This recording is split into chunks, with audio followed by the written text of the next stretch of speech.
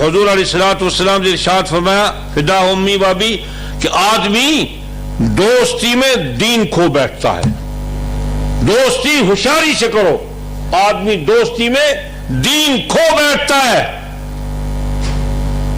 یا ایھا الذین آمنوا لا تتخذوا بطانۃ من دونکم لا یألونکم خبالا. پہلا وزیر خارجہ کون تھا؟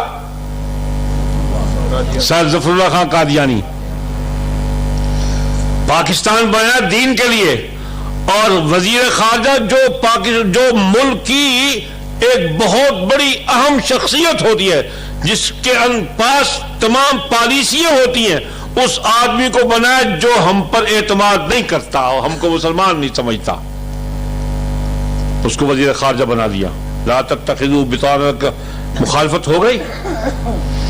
اور پھر جب بابا جناح دنیا سے رخصت ہوئے, ماننا تو ہم نے بھی ہے, سب نے جانا ہے, جب بابا جناح رخصت ہوئے قائد پاکستان, تو وہ مردود ملعون کھڑا رہا, کہنے لگا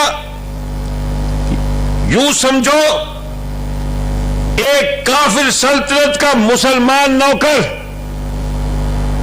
ایک کافر سلطنت کا مسلمان ملازم, یا ایک مسلمان سلطنت کا کافر ملازم, میں جنازہ نہیں پڑھتا ہوں. اس کو تو کسی نے نہیں کچھ کہا, اس کو تو کسی نے کچھ نہیں کہا.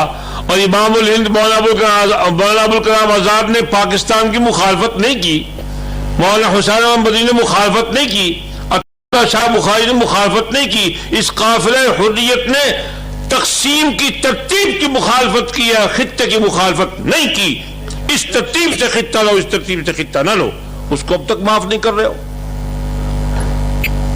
پاکستان کے دشمن, پاکستان کے دشمن, پاکستان کے دشمن, بڑے مامے پاکستان دے دیکھا شکلیں نہ دیاں.